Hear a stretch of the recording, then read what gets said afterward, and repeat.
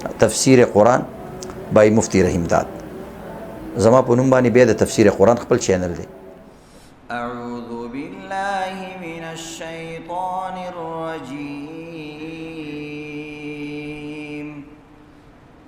بسم الله الرحمن الرحیم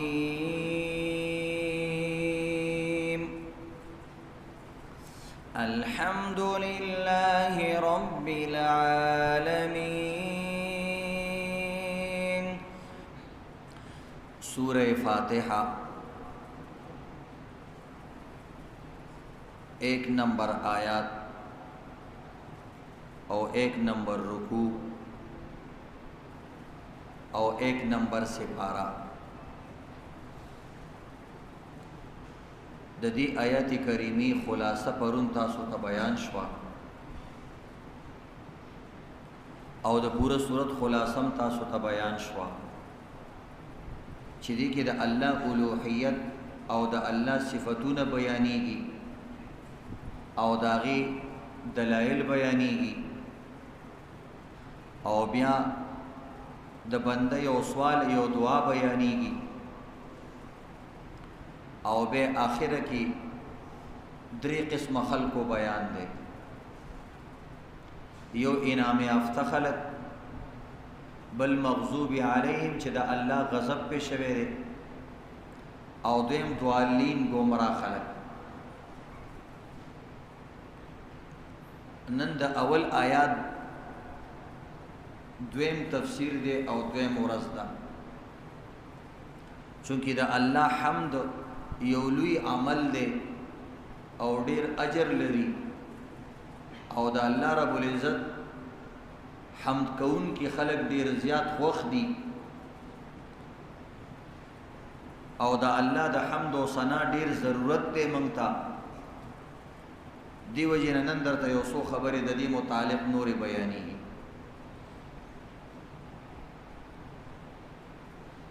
نبی علیہ الصلوۃ والسلام له یو ځل یو صحابي راله ویل یا رسول الله ما د الله په حمد او ثنا کې یو څو شیرونه ویلي دي. هغه ویل چې نبی علیہ السلام براته سوی عام طور سره نبی علیہ الصلوۃ والسلام بشیرونه نه خوښول، جایز خو خوښول به ډیر نه، ځکه قران کې مراغلي دي چې شاعران په هر کند کې خلوي فی کل وادی یهیمون.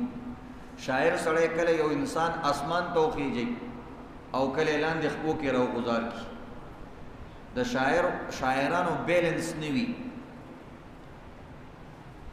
خو نبی علیہ السلام ته چې صحابي ویل ما د الله په حمد او ثنا کې یو څو شیرونه ویلي، نو نبی علیہ الصلوۃ والسلام ورته فرمایل اما ان ربک یحب الحمد. دا خو تا ډېر ښه کار کړی دی چې د الله حمد او ثنا دې په شیرونو کې ویلې ده او الله خپل حمد او ثنا سره ډېره مینه کوي. تاسو ګورئ عزتمندو موږ د عیبونو نه ډک یو، خو چې یو ځکه یو کس زمونږ په حق کې یو جمله ووایي انسان په کمیس کې نه ځایږي او څومره خوشحالېږي. یو ځکه وزیر سره تصویر راشي، کونسلر ناظم سره تصویر راشي، هغه بار بار په خپل پیج باندې او په خپل آی ډي باندې شیر کوي، لکه دا د عزت ګڼي چې زما زه ډېر د صفت لایق یم. نو چې کم رب حقیقت کې د صفاتونو لایق دی او دا ټول کائنات داغه په صفاتونو باندې گواه دی. زما د بدن یو اندام، د دې کائنات یو ذره، د دې کائنات یو شی او د دې کائنات نه بر سيزونه، د دې کائنات نه لاندې سيزونه، دا دنیا په ټول کائنات کې یو ذره ده، یو ذره. دا څومره انسانان چې پکې، حیوانات پکې دي او دا بلډینګونه او دا نیرونه او دا غرونه پکې دي، دا د نور عالمونو په مقابله کې یو ذره ده، یو ذره د ذرې نم کم حیثیت لري. دا چې الله رب العزت سره خزانی دي. موسی علیہ السلام الله ته وایي یا الله کدا ټول کائنات ستا حمد او ثنا نه کوي، ستا نافرمانی کوي، نو یا الله سبا سره کوي. الله رب العزت او فرمایل وی اے موسی ما سره داسې یو زناور دی چې هغه زه دوی باندې مسلط کم نو دا ټول کائنات به یو لقمه کی ټول کائنات داغه خوله به څومره وي داغه به سر څومره وي داغه به باقي بدن څومره لوی داغه معده به څومره غټه وي موسی علیہ السلام وی یا الله دا زناور دا بالا دا په کوم ځای کې ده الله رب العزت ورته فرمایل وی دا زما په ځنګلونو کې په یو ځنګل کې ده سوچ کوم چې دا بالا په کوم ځنګل کې هغه ځنګل به څومره غټي او ته به څومره حیوانات نور بیا داسې الله سره ډېر شعر ځنګلونه دي دی باندې ځان له یو بیان کې د الله په قدرتونو باندې په دې وجه نه ته به د الله حمد او ثنا وي څه حمد او ثنا به آسان الفاظ الحمدلله یا الله ټولې ثناګانې ټول صفاتنا پټولو زینو کې پټولو ترتیبونو سره پټولو کیفیتونو سره د هر چانا اے الله خاص تعالی ردی الله طرف ته یو الله یو دی او دی خوا کسان زینا او کیفیت او طریقې ډېرې زیاتې څوک یې په اشعارو کې وایي او څوک یې فارسی کې څوک یې عربی کې دیو جن یو حدیث کی راضی مسلم شریف حدیث تھے لیس شیء احب اللہ المدحة من اللہ وإذا اللہ دا مدحنا زیاد محبوب سیز اللہ تبل شے نشتا دلتے منظم بیانو لے شو بلا عمل وإذا اللہ دا مدحنا دا اللہ دا زیاد محبوب سیز نشتا بیاوی ومن اجل ذلك وعد الله الجنه وتاسو تدې دې خبرې پتشي چې الله رب العزت جنت د هغه کسانو د پاره تیار کړي دي یا د هغه وجنه جوړ کړي دي کوم چې د الله حمد او ثنا وایي دا نور به کې اسه داخلي اصل الله جنت چې جوړ کړي دي د حمد او ثنا والا د پاره جوړ کړي نو ګوره د جنت د تعمیر مقصد هم دی د الله حمد او ثنا نو عزتمندو چې ذکر کوي دغه ذکر کوي چې الله ته خپل کتاب شروع کړي الحمدلله رب العالمین نو مطلب د دې خبره دا دی چې تاسو جنت حاصلوي نو په حمد او ثنا سره حاصل کړئ او واقعي خبره دا دی عزتمندو انسان خپل ځان ته وګوري کنه بعض وخت یو سړی ستاسو ډیر خدمت وکړي دومره خوشاله نشي خو یو سړی په لوډ سپیکر ولاړ دی په سټیج ولاړ دی او ستا باره کې یو جمله ووایي بس د هغه نه انسان ډېر زیات خوشحال هلکه دې بل سړی خو د رضوي د ټول عمر خدمت کړی وایي نه یار هغه زما ډېر صفت وکړو صفت ډېر زبردست چیز دی خو د دې وړ الله دی دغه رنګه یو حدیث کې راځي حاکم مستدرک حاکم کې او شعب الایمان کې دا حدیث دی ډېر بهترین حدیث دی اول من يدعى الى الجنه الحمادون وی خلق تاسو ته دی پته وی د دې خبرې چې د قیامت پر ورځ چې کوم اولنې ټولګې دی اولنې ډله ده او الله به هغه جنت ته داخلي نو هغه ډله د حمادون د حمد کوونکو خلقو ده د شپې د ورځې ساتونو کې راپاسي کې د الله حمد او ثنا وي د ټولو نه اول به الله دا نوې موزګزارې راپاسي کې زکات والا حاجیان راپاسي کې فلانه اول چې کوم ډله د نکیږي د الله حمد او ثنا وي هغه به موزکم کې دي شي بارم کې دي شي الذين يحمدون الله على السراء والضراء وإذا با هغه خلقي چې په خوشالۍ کې او په غم کې د الله حمد کړي دي مونږ یو کار دی مونږ د الله حمد کوو چې کله پیسې ډېری راشي یاره د الله رب العزت ډېر ما باندې رحم او کرم دی او چې لږ سختی راشي وی الله په زمون کور لیدلې نو دا سړي دی ویل پکا پیغمبر علیہ السلام با په خوشحالی کې د الله حمد ویلو او په غم کې د الله حمد نو یا د دې معنا دا د خوشحالی او غم یعنی بیماری او صحت مالداری غریبی د هر حال کې یو حدیث دی ترمیزی کی راځي افضل الدعاء الحمدللہ، بهترین دعا الحمدللہ دا. خلق کی دعا ما توخا الحمدللہ وای الله دې همدا سي دعاګانې قبلې. د مؤمن صفت دا دې چې دا به هر حال کې الحمدللہ وای، تر دې چې د روح کوزي د بدن نه دا به وای الحمدللہ. او د نبی اسلام دا عادتم نوح علیہ السلام ته الله رب العزت قرآن کی یو صفت ویلې ده، ذریة من حملنا مع نوح انه کان عبدا شکورا. الله وی نوح علیہ السلام ما د عذاب نه بچ کو او ډیر کسان مې سره نورم بچ کړه. وی تاسو ته پته ده دا ولی انه کان عبدا شکورا، هغه زما ډیر شکر گزار او ثناخوان بندو. هغه مې بچ کو، ټول دنیا چې هغه وخت څومره هغه ټوله هلاک شو. نوح علیہ السلام او دغه متبعین بشو. الله صفت کې وی ډیر شاکر بندو. د حمد یو معنا ده د الله شکر ادا کول. تا ته وایي شکر څنګه الحمدلله، یعنی د الله شکر دی. دا شکر هم په حمد کې داخل دی. دي ته قولی یا فعلی حمد وایي، په خپل اندامونو سره او په خپل سره ته حمد د الله ادا کې. وی نوح علیہ السلام با خوراک سکاک سورلی کپڑے بدلول چې کوم کار دی وکول الحمدلله الحمدلله، یا الله ستا شکر دی، یا الله ستا شکر دی. نو دی وینا الله انه کان عبدا شکورا، زما ډیر شکر گزار بنده. اوس د قیامت پورې دا آیات ویل کیږي او د نوح علیہ السلام صفاتونه کیږي. ایوب علیہ السلام بم د الله حمد او ثنا ډیر کوله، حالانکه بیماری پر راغله. اب خپل ذکر ته بیانې هر حال کې به د الله حمد او ثنا وي او خپل خپلوانم ته جدا شو، سخت بیماری کې ځان لپاره غوستو.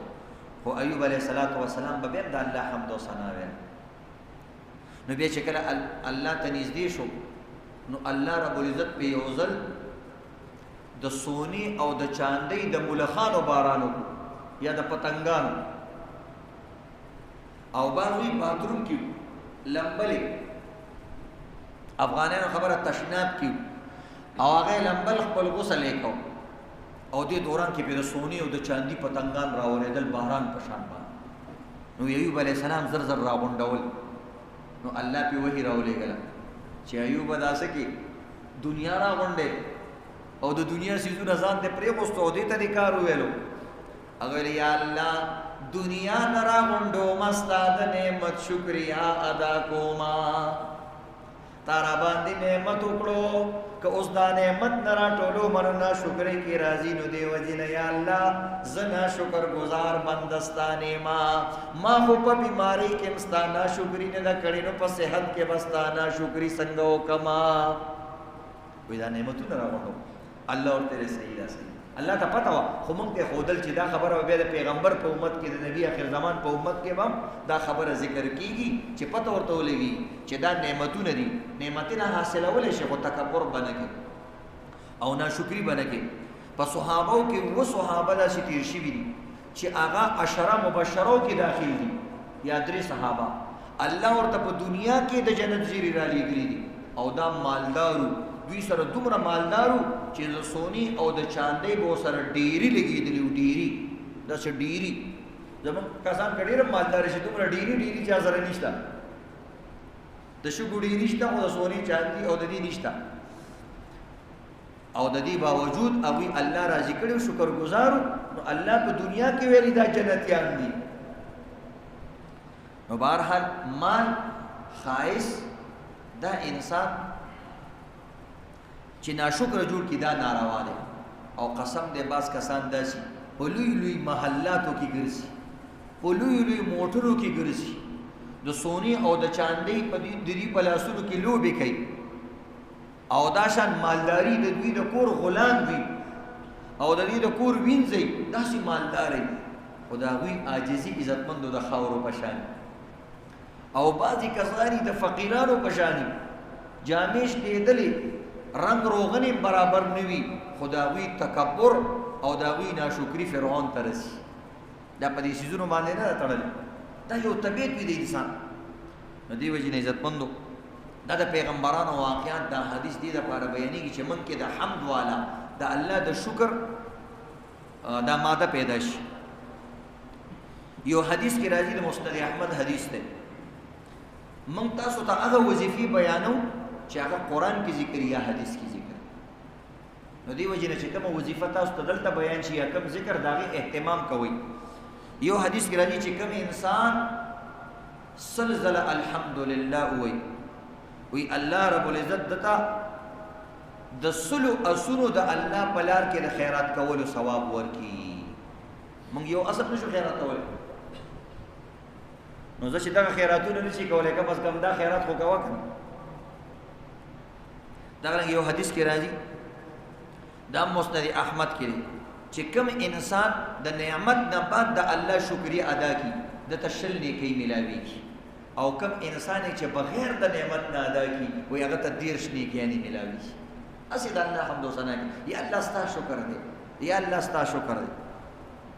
د مؤمن شان دا ګور دا حمد دومره لوی سیز دی چې تاسو د انسان او د مؤمن دی زندگی ته سوچو کې اکثر زینو کې الله حمد راوسته دی. د حمد عبادت لکه د ټولو نه اول چې انسان سحر را پاسي نو دعای دا الحمدلله الذي احیانا بعد ما اماتنا. یا الله ستا حمد د ټولو نه لومبه ټکه د بجې بسې الحمدلله. به چې را پاسي کې نو انسان او دس لذي تقاضي لذي باتروم تزي نو چې باتروم نه راوځي بیا وي الحمدلله اذهب عني الحزن. یا الله ستا ډیر شکریا، ستا ډیر مهرباني او ټول حمدونه تعالی ردی چې زما د بدن نه دي دا ګن په حفاظت سره وېستو او زه د ګن نه خلاص کړم. کدا ګن ستا په خېټه کې پاتې شو ټامبه شي ټوپونه به وایي ټوپونه او انجکشنې به وایي او ډاکټر ته به خودم نشي چې دا علاج را لوکا. نو ګوره چې بیت الخلا نه راوځي هم الحمدلله. او دا شان چې به انسان مونږ لذي نو کپڑے بدلېږي نو بیا دعا د کپڑے دعا ده الحمدلله الذي کسانی. یا الله ستا ډیر شکریا چې تا مال د کپڑو اغوستلو توفیق راکو. ګینه زخته دنیا کې بربند پیدا کړو کدا کپڑا تا نه پیدا کړي او مال دې عقل نه راکړم تاسو به زناور په شان بربند ګرځې دي. یا الناس باللباس، انسان خو په لباس باندې انسان دی او په دې باندې خسته ښکاري. دغه رنګ چې کپڑے بدلې کې د جمعه ته راشي نو جمعه کې چې کوم نه دوی الله اکبر فوروي الحمدلله رب العالمین. را پاسې دو الحمدلله، باتروم دروته الحمدلله، کپڑے واچولې الحمدلله، مستعدرو الحمدلله. به مسکی ګورم شروع کې به الحمدلله چې څنګه رکوع ته لاړ شي بیا وایي سمع الله لمن حمده. به پکې حمد راغلی یا الله تا د هغه انسان आवाज واورېدو چې ستا حمد بیان کو. اوس لا سکند نه تیر شوی بیا وایي ربنا لك الحمد. بیا حمد سمع الله لمن حمده هغې حمد، ربنا لك الحمد کې بیا حمد. نو د دې وجې نه عزتمندو الله رب العزت دا حمد ډیر حالتونو کې انسان لا راوسته دي.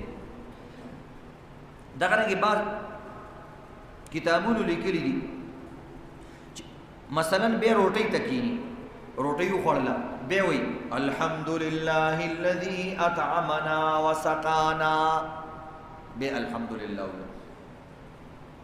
نو عزتمندو ډیر زیات اوقاتو کې چې کوم دي د الله حمد و ثنا راغلی دا. امام قتاده رحمه الله فرمای چې په کوم مجلس کې یو قسم الحمدلله وي دا الله حمد بیان کی وی الله رب العزت د دې د برکت نه د ټول مجلس چې کوم دی ټول حاجتونه پورا کوي. نو تاسو ټول وای الحمدلله. دا الله حمد و ثنا. دا الله د حمد و ثنا قسمونه دي.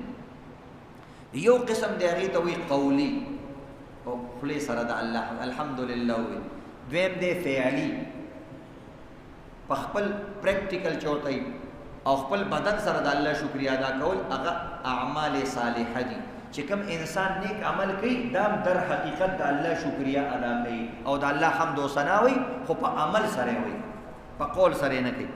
درېمه چې کوم دی هغې ته ویل کېږي الحمد الحالي، خپل حال سره، چال سره، ډال سره، دې طریقې سره د الله حمد و ثنا بیانول، او دا په روح او په زړه سره کېږي، دل او دماغ او روح سره کېږي. هغې څه طریقه ده؟ هغه دا دی چې انسان علم و عمل اختیار کړي. کوم انسان چې علم حاصل کی دا د حقیقت د الله شکریه ادا کوي په زړه سره او په روح سره، دا د الله. او دغه نه کوم انسان چې اخلاق کریمه په ځان کې راولي، ښه اخلاق، دا در حقیقت په حال سره د الله شکریه او حمد ادا کوي. او څلورم نمبر دی حمد لغوي. نو دې کې په ښایسته الفاظو سره، په شعر و شاعرۍ سره، په ښایسته فصاحت او بلاغت الفاظو سره او مختلفو ژبو سره د الله شکریه ادا کول، دا حمد دی. او پنځم نمبر دی الحمد العرفي. عرف او سوسایټي کې موږ داسې کارونه وکړو چې هغې نه معلومیږي چې دا انسان د الله ډېر شکرګزار دی او دا د الله ډېر حمد کوونکی دی. نو هر هغه کار چې د الله په تعظیم باندې دلالت کوي نو دا په حمد کې داخل دی. د اردو یو شاعر دی، هغه د الله حمد و ثنا بیان کړی دا، دا درته مختصر بیانو. هغه وایي کہاں میں بندے عاجز، کہاں حمد و ثنا تیری. اللہ تو زړه عاجز بندے میں اللہ ستا حمد و ثنا سو کولی. کہاں میں بندے عاجز، کہاں حمد و ثنا تیری. حدود عقل سے بڑھ کر ہے عظمت اے خدا تیری. تو خالق ہے، تو رازق ہے، تو باسط ہے، تو قادر ہے. ثنا خوانی میں ہے سرشار، یہ ارض و سما تیری. کوئی اللہ دعظمت یا عثمان ستا حمد و ثنا وی زسر شیر سخو یو عاجز بندے ما. ثنا خوانی میں سرشار ہے یہ ارض و سما تیری. نمایاں ہے تیرا جلوہ بہارو چاند تاروں میں، منور کر رہی ہے سارے عالم کو ضیا تیری. وی اللہ استاخو یو د نور، یو نور د یو د نور د یو کرخه ټول عالم چې کوم دی رڼا کړي. تو ہی تو ہے، تو ہی تو ہے، فقط تو ہے، تو ہی تو ہے، فقط تو ہے. تو ہے ہی اول سے آخر تک کہ ایک ایک ابتدا تیری ہے، ایک ایک انتہا تیری. دا ہر یو شیء ابتدا تا کړی دا انتہا به هم تکې. یا الله ستا دومره ثنا ده. کوئی ایک سانس بھی مرضی سے اپنی لے نہیں سکتا، کوئی ایک سانس بھی مرضی سے اپنی لے نہیں سکتا. کس کا کچھ نہیں یا رب، کسی کا کچھ نہیں یا رب. فنا تیری، بقا تیری. بیان ابن حسن کیسے کرے لطف و کرم تیرا، بیان ابن حسن کیسے کرے لطف و کرم تیرا،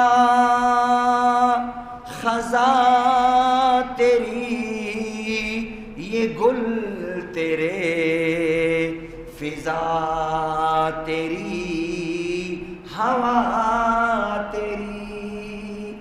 وی اللہ دستا حمد و ثنا سنگ بیان کے مشاعر ہوئے. وی خزان مستادی، بہار مستادی، گلون مستادی، فضا مستادا، ہوا مستادا. زما پا کسی دی چیزیں بیان کم ہر سستادی. دی وجہ نے عزت مندو بعض وقت انسان گیلا گئی و یار دا اللہ دومره خزانی دی و من پا گیدہ سے سپیرے گرزو او زمان خونه کاروبار تنه فلانیش تنه داشتنو. شاعر وہی اس کے الطاف ہے، اس کے الطاف تو ہے عام شہیدی سب پر، اس کے الطاف تو ہے عام شہیدی سب پر، تجھ سے کیا ضد تھی اگر تو کسی قابل ہوتا. اللہ کو کافرانو باندې مرحم کرے، خوراک ورکړي، د هغوی ملکونه هم آباد کړي دي، هغوی له هم غرونه پیدا کړي، تا سره یې څه زدو؟ خو کاش چې تا ځان سره قابل جوړ کړی وی. د الله د در قابل انسان څنګه جوړیږي؟ چې د الله حمد و ثنا وي. الله دې موږ او تاسو خپل حمد و ثنا والا شکر گزار بندگان جوړ کړي.